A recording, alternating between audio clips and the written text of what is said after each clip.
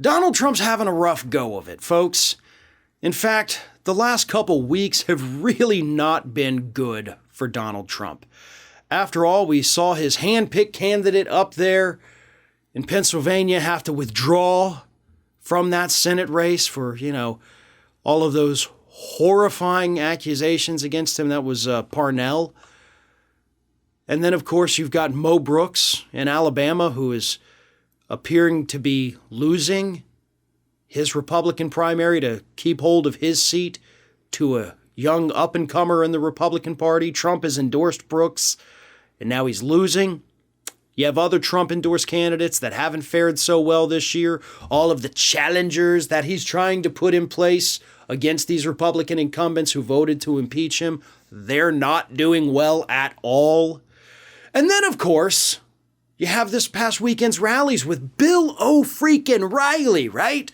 Two right-wing superstars, and they have to block off parts of the arenas so that they don't look out there and just see empty seats for both of these events they had in Florida this past weekend. One in Sunrise, one in Orlando.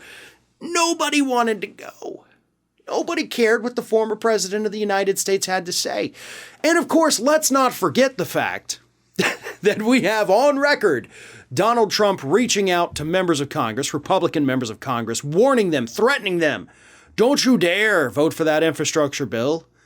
And they said, I am. Thank you for your call, though, but I'm still going to do it. Not to mention his threats against Mitch McConnell. Do not do anything. Do not work with Democrats on the debt ceiling. And they're actually working with the Democrats to raise the debt ceiling. So things aren't going well for Donald Trump. But there's two distinct issues here.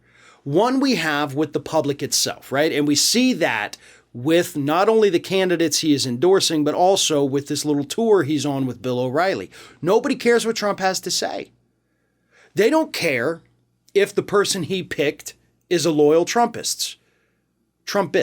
They're going with the other individual.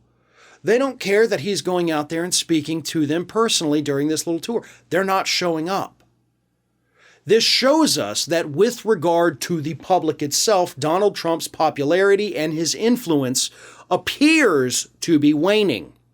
Now, we say appears to be waning because, yes, we have several examples that show that, clearly not as strong as the guy thinks he is with the public. Now, probably a little too soon to go ahead and issue the diagnosis saying that, yes, 100% his popularity is falling off a cliff. But I do think there's something to it, and I think that's something we need to keep an eye on. As for the other issue, that's Congress. Donald Trump, as I said, repeatedly over the last couple weeks and months has been warning Republicans, don't do this. And then Republicans turn around and say, hey, thanks for the advice, we're going to do it anyway. And that's happened on at least two separate occasions with the debt ceiling and with the infrastructure vote. So Trump has no real influence over the public. They don't care what he has to say. They're not showing up to hear him talk, and they're not voting for the candidates he's endorsing. And Congress isn't listening to him. Now, to me, I think that's a real moment that shows us that people on the Republican side are finally starting to wake up and understand that this guy doesn't have any actual power. This guy doesn't have anything worthwhile to say.